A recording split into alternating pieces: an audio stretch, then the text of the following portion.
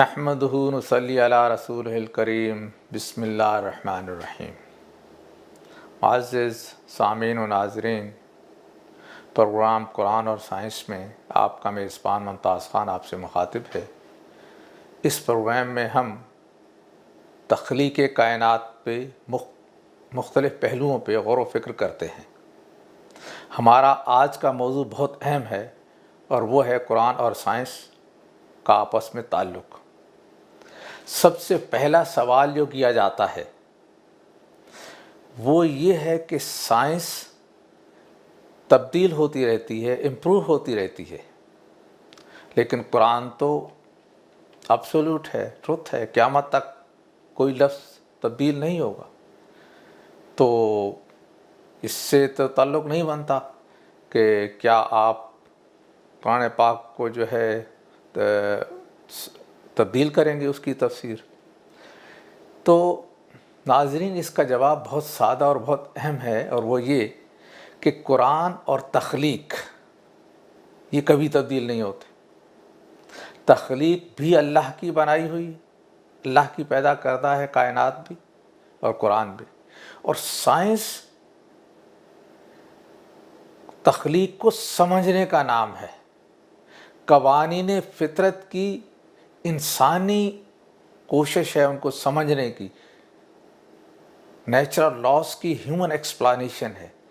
تو یہ تبدیل ہوتی رہتی ہے، اور اس کی بھی دو قسمیں ہیں، ایک سالڈ اسٹیٹ سائنس اور ایک تھیوریٹیکل سائنس یا نظریاتی سائنس۔ ہم سالڈ اسٹیٹ سائنس کو لیتے ہیں، یا اس سائنس کو جو کافی حد تک ڈیولپ ہو چکی ہے، اور جو ابھی نظریاتی لیول پہ ہے اس کو ہم نہیں لیتے۔ تو یہ ہے سب سے بڑا ان کا آپس میں تعلق۔ اللہ تعالیٰ نے تقریباً 750 آیات میں ہمیں یہ ترغیب دی ہے کہ ہم کائنات پہ غور و فکر کریں، اور آج ہم اس سلسلے میں دیکھیں گے کہ کس طرح سے اللہ کی تخلیق قرآن پاک کے انڈرسٹینڈنگ میں اضافہ کرتی ہے۔ تو اس میں ہم دیکھتے ہیں کہ 4 طریقے ہیں جن میں تخلیق کا علم، یہ سائنس کا علم، قرآن پاک کے سمجھنے میں مدد دیتا ہے۔ اور سب سے پہلا یہ ہے کہ اللہ کی جو مرضی ہے ہم اس کو کائنات میں دیکھنے کی کوشش کرتے ہیں، اور دیکھتے ہیں کہ کائنات اللہ کی مرضی سے کیسے چل رہی ہے، اور وہ مرضی جو ہمیں قوانین فطرت کی صورت میں نظر آتی ہے، جب ہم قرآن کریم پہ غور کرتے ہیں اور جہاں اللہ کی مرضی کا لفظ آتا ہے وہاں اللہ کے قوانین کی صورت میں اللہ کی مرضی کو دیکھتے ہیں، تو بہت سے مسائل، بہت سی الجھنیں دور ہو جاتی ہیں۔ اللہ کی مرضی انسان کی طرح نہیں ہوتی، اس کو تبدیل نہیں ہونا ہوتا۔ فَلَن تَجِدَ لِسُنَّتِ اللَّهِ تَبْدِيلًا وَلَن تَجِدَ لِسُنَّتِ اللَّهِ تَحْوِيلًا۔ اللہ کے طریقے، اللہ کی سنت، خواہ یہ معاشرتی قوانین ہوں، کائنات کے قوانین ہوں، جو بھی اللہ کے طریقے ہیں، اللہ کی مرضی ہے، اس میں کوئی تبدیلی نہیں ہے، اس کی ضرورت ہی نہیں ہے۔ اللہ کا علم پرفیکٹ ہے، اور اسے پہلے سے ہی پتہ ہے کہ کیا ہونا ہے اور کیا نہیں ہونا ہے۔ اللہ کی مرضی یونیورسل ہے، وہ ہر جگہ ہے، زمان و مکان کی قید سے ماورا ہے۔ جب سے کائنات شروع ہوئی اور جب ختم ہوگی، تو اللہ کی مرضی، قوانین فطرت کبھی تبدیل نہیں ہوں گے۔ جہاں تک ہم چلے جائیں وہاں یہی قوانین ہیں۔ اس کے علاوہ اومنی پوٹنٹ، اومنی پریزنٹ، اور اس کے اندر طاقت ہوتی ہے امپلیمنٹیشن کی۔ جیسے سپر نووا ہے، سورج پھٹتا ہے یا زمین میں زلزلہ آتا ہے تو قوانین قدرت نہیں ٹوٹتا، زمین ہلنے لگ جاتی ہے۔ تو ان قوانین اللہ کے جو ہیں ان کے اندر قوت ہوتی ہے امپلیمنٹیشن کی۔ تو یہ تھا پہلا طریقہ۔ اب دوسرا جو ہے، science changes human thinking process, انسان کے سوچنے کا جو انداز ہے اس کی کوالٹی میں اضافہ ہو جاتا ہے۔ انسان کہتا ہے کہ مجھے اس کی ایویڈنس چاہیے اور مجھے اتھینٹسٹی چاہیے، اور اتھینٹسٹی پرائمری سورس سے ہو، اتھینٹسٹی آبجیکٹو ہو، یعنی جس میں انسانی رائے کا دخل نہیں ہوتا، وہ ایویڈنس جو ہوتی ہے، وہ شہادت جو ہوتی ہے وہ زیادہ اتھینٹک ہوتی ہے۔ اور سبجیکٹو وہ ہوتی ہے جس میں انسانی رائے کا دخل ہو۔ تو انسانی رائے اتنی اہم نہیں ہوتی ایویڈنس کے معیار پہ اگر ہم دیکھیں تو۔ ٹروتھ ویلیڈیشن کے صرف 2 کرائٹیریا ہیں، قرآن پاک ایبسلیوٹ ٹروتھ اور اس کی روشنی میں سنت رسول اللہ، اور دوسرا ہے تخلیق، جسے ہم سائنس کی مدد سے جاننے کی کوشش کرتے ہیں۔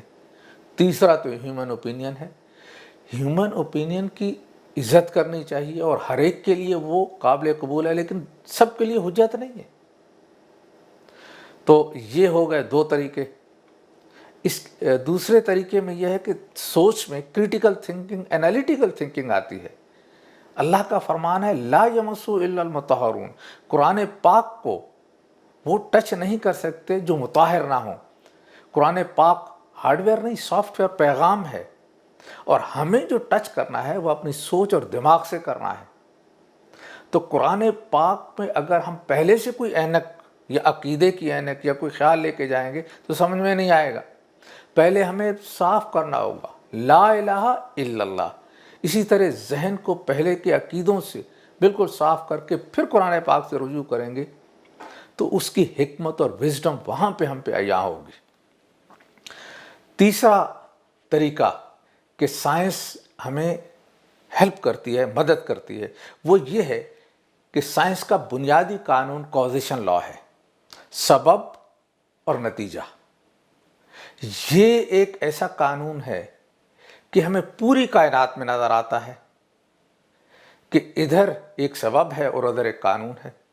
تو اللہ تعالیٰ ہمارے ساتھ ساتھ ہے، اللہ کا قانون ہمارے ساتھ ساتھ چلتا ہے، ہم آگے آگے سبب بناتے ہیں، اس کا نتیجہ اللہ تعالیٰ کے قانون سے ہمیں مل جاتا ہے۔ تو کاز اینڈ ایفیکٹ ہم ہر وقت کر رہے ہوتے ہیں، اور ہر وقت اللہ کی طرف سے جواب آ رہا ہوتا ہے یا نتیجہ اس کا مرتب ہو رہا ہوتا ہے۔ تو اس لحاظ سے اللہ تعالیٰ کا اور انسان کا بڑا گہرا تعلق ہے۔ اللہ تعالیٰ کے قوانین کی کئی قسمیں ہیں، 3 قسمیں سمجھ لیں۔ ایک قانون مشیت جس میں کاز نہیں ہوتی، ایک ویریبل ہے۔ دوسرا قانون قدرت جس میں کاز اینڈ ایفیکٹ ہے۔ تیسرا قانون مکافات عمل جس میں انسان کا فیصلہ اور انسان کا عمل، یہ 2 ویریبل ہو گئے۔ اس کے بعد نتیجہ نہیں، امپیکٹ جو ہماری اپنی ذات پہ واپس آئے گا، اور قانون مہلت کے بعد۔ تو 4 ویریبل کا یہ قانون ہے۔ یہ سائنس کے سکوپ میں قانون مکافات عمل نہیں ہے۔ قانون مشیت بھی سائنس کے سکوپ میں نہیں آتا، کیونکہ سائنس ڈیل کرتی ہے کازیشن لا سے، کہ کاز ہے اور اس کا امپیکٹ ہے۔ چوتھا طریقہ ہے قرآن کو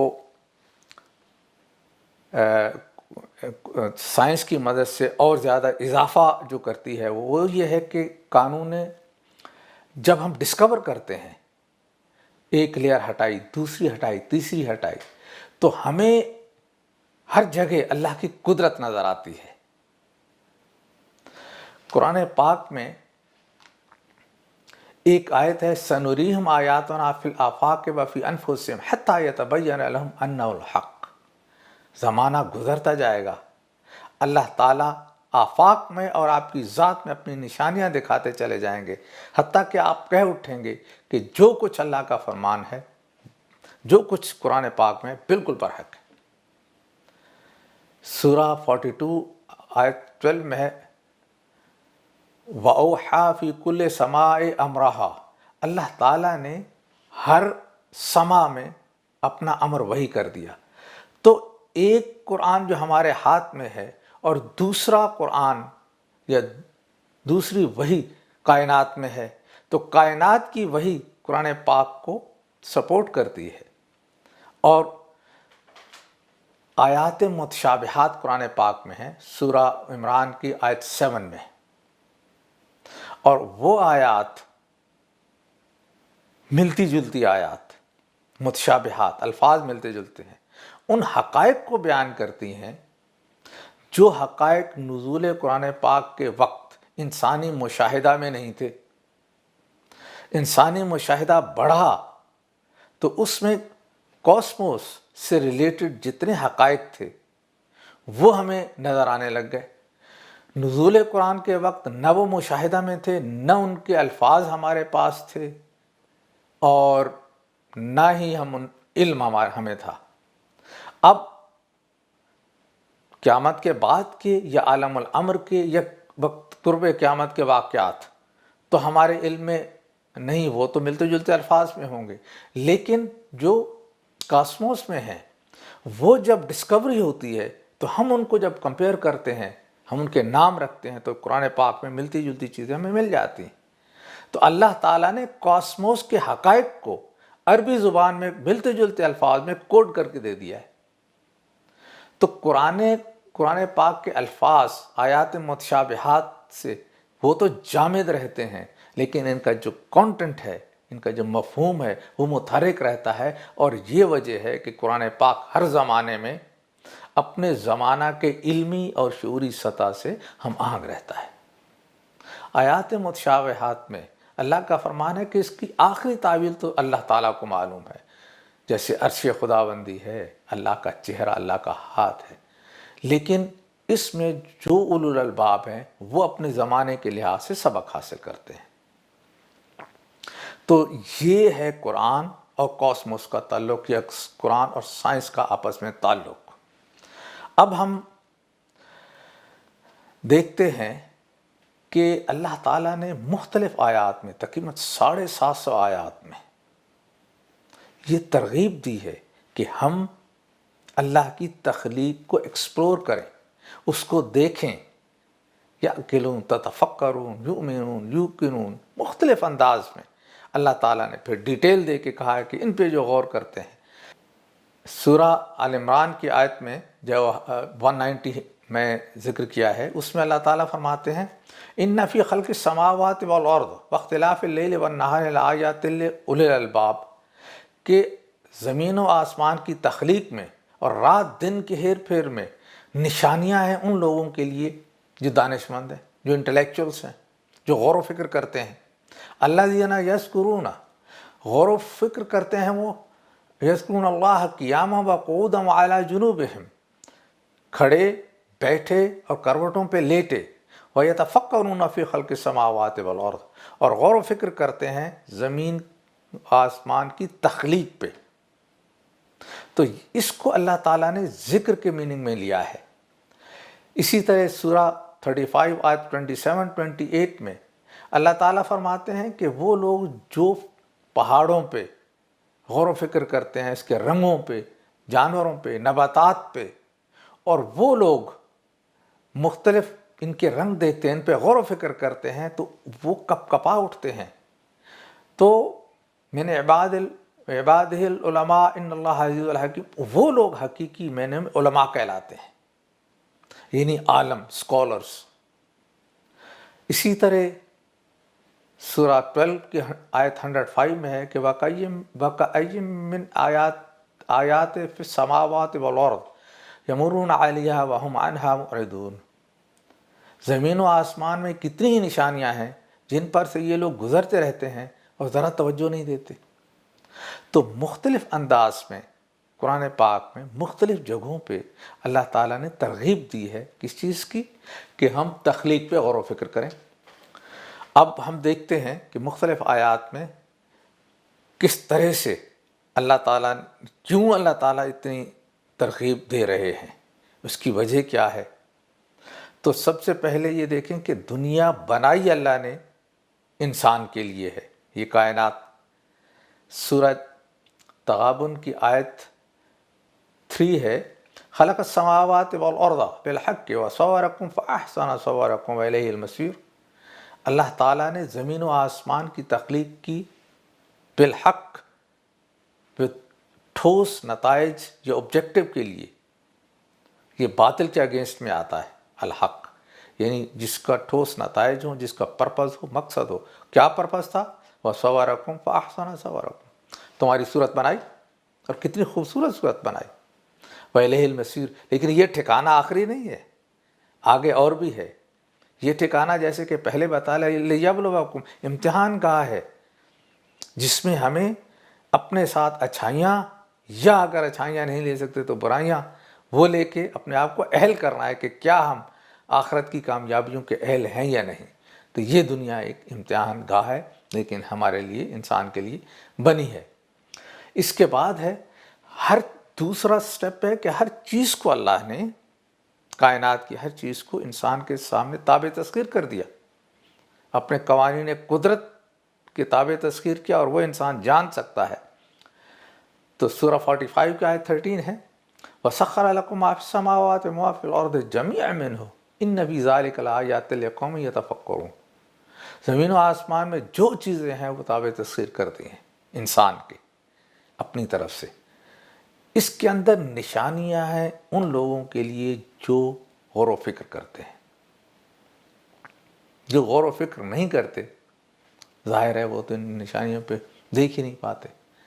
ان کے لیے اللہ تعالیٰ نے فرمایا ہے کہ جن کو کان دیے ہیں وہ سنتے نہیں، قلب دیے ہیں سوچتے نہیں، آنکھیں دی ہیں دیکھتے نہیں، وہ جانوروں کی طرح ہیں. بالہم اضل، بلکہ اس سے بھی گئے گزرے. تو اللہ نے یہ کائنات آدم کے تابع تسخیر کر دی، انسان کے تابع تسخیر کر دی. پھر یہ کہا کہ why don't you look around, اب دیکھیں تو صحیح. سورہ 31 آیت 20 میں ہے، أَلَمْ تَرَوْا أَنَّ اللَّهَ سَخَّرَ لَكُم مَّا فِي السَّمَاوَاتِ وَمَا فِي الْأَرْضِ وَأَصْبَحَ عَلَيْهِمْ نِعْمَةً ظَاهِرَةً وَبَاطِنَةً. اللہ تعالیٰ، آپ دیکھیں تو صحیح، غور تو کریں کہ یہ تابع تسخیر کر دیا ہے جو کچھ زمین و آسمان میں ہے آپ کے لیے، اور نچھاور کر دیا آپ پہ نعمتیں جو ظاہر ہیں اور جو باطن ہیں. ظاہر جسے آپ دیکھ سکتے ہیں، اور باطن جیسے ریڈیشن ہے، لہریں ہیں، اور بھی مختلف جو ابھی سامنے نہیں آئی ہیں. پھر تیسرے مرحلے میں اللہ تعالیٰ فرماتے ہیں کہ یہ دنیا کو باؤنڈ کر دیا کہ آپ جو محنت کریں گے اس کا حل آپ کو، اس کو نتیجہ آپ کو دے گی. یہ ہے سورہ 45 کی آیت 22، وَخَلَقَ اللَّهُ السَّمَاوَاتِ وَالْأَرْضَ بِالْحَقِّ وَلِتُجْزِيَ كُلُّ نَفْسٍ بِمَا كَسَبَتْ وَهُمْ لَا يُظْلَمُونَ. اللہ نے پیدا کیا زمین و آسمان کو ایک ٹھوس مقصد کے لیے، اور وہ کیا ہے کہ آپ کو جزا دے، ہر شخص کو جو کچھ وہ کماتا ہے، اور کسی پر بے انصافی نہیں ہو.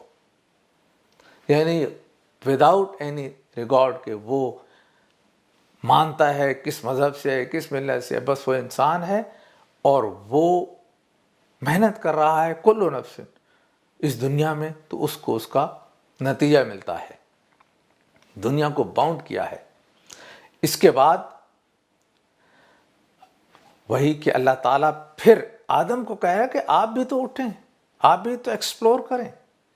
سورہ آل عمران کی آیت جیسا کہ میں نے ابھی کوٹ کی ہے، اس میں کہ جو کھڑے بیٹھے اٹھے لیٹے یہ لوگ غور و فکر کرتے ہیں. آپ کریں تو آپ کو پتہ چلے گا. اور پھر اس کے نتیجے میں کیا ہوتا ہے، یہ غور و فکر کی جو صلاحیت ہے یہ اللہ نے آدم کے اندر رکھی ہے. سورہ بقرہ کی آیات ہیں 31, 32, 33، اور وہ اس میں آپ دیکھیں گے کہ اللہ تعالیٰ فرماتے ہیں وَعَلَّمَ آدَمَ الْأَسْمَاءَ كُلَّهَا. اللہ نے آدم کو ہر چیز کے نام سکھائے، یعنی انسان کے اندر یہ صلاحیت رکھ دی کہ وہ چیزوں کی ماہیت کو جان سکے. یہ استعداد انسان کے اندر دے دی. یہ جانوروں اور ان کو نہیں دی، انسان کو دی. اور اس کے بعد ورک فورس، ملائکہ، ان کا رول بیان کیا. انہوں نے اپنی زبان سے خود اپنا رول بیان کیا کہ قالوا سبحانک لا علم لنا الا ما علمتنا انک انت علیم الحکیم. اے اللہ تو پاک ہے، جو کچھ تو علم ہمیں دیتا ہے ہمیں صرف اتنا پتہ ہے. یعنی ان کے پاس فری ول نہیں ہے. ورک فورس ہے لیکن اس کے پاس کوئی فری ول نہیں ہے، اور جو اللہ نے ان کو حکم دیا ہے وہ اللہ کی نیکیاں بیان کرتی ہیں، یعنی کہ اللہ کے پروگرام کو اب بے احسن طریقے سے پورا کرتے رہتے ہیں، اور اس میں ہر وقت وہ لگے رہتے ہیں۔ پھر اللہ نے آدم کو کہا، قال یا آدم انبئہم باسمائہم، آپ جو چیزوں کے نام ہے وہ ہمیں بتائیں۔ فلما انبأہم باسمائہم، تو پھر آدم نے بتا دیے وہ نام چیزوں کے، یعنی کہ وہ استعداد جو اللہ نے پیدا کی تھی، اللہ نے کہا کہ اس کو ابھارو، اب اس کو مشہود کرو۔ تو انسان ٹریننگ انسٹیٹیوشن میں، MIT میں، یونیورسٹیز میں، کالجز میں، ہر جگہ جا کے اس نے اس کو سیکھا جو اس کے اندر استعداد تھی، اور مشہود کیا، سنایا، یعنی کہ ٹیکنالوجی اور ڈیولپمنٹ کی فارم میں یا مختلف کنسٹرکشنز کی فارم میں اس کو مشہود کیا، دکھایا۔ کوئی ہنر مند ہے تو اپنے ہنر کو دکھا رہا ہے، تخلیقی کوالٹیز سے وہ چیزیں بنا رہا ہے۔ اسی طرح سائنٹسٹ ہیں یا دوسرے ہیں، تو ہر ایک جو ریسرچ اینڈ ڈیولپمنٹ کا جو کام ہوتا ہے وہ یہ ہے، اور اس کے نتیجے میں جب یہ استعداد پیدا ہو جاتی ہے تو اللہ نے پھر جو ورک فورس تھی وہ انسان کے تابع کر دی، کہ یہ میری ورک فورس ہے، ملائکہ ہیں، ان کو کہا کہ انسان کے سامنے جھک جاؤ، تو وہ جھک گئے۔ وَإِذْ قُلْنَا لِلْمَلَائِكَةِ اسْجُدُوا لِآدَمَ فَسَجُدُوا إِلَّا إِبْلِيسَ وَأَبَىٰ وَاسْتَكْبَرَ وَكَانَ مِنَ الْكَافِرِينَ، تو وہ جھک گئے سارے کے سارے سوائے ابلیس کے۔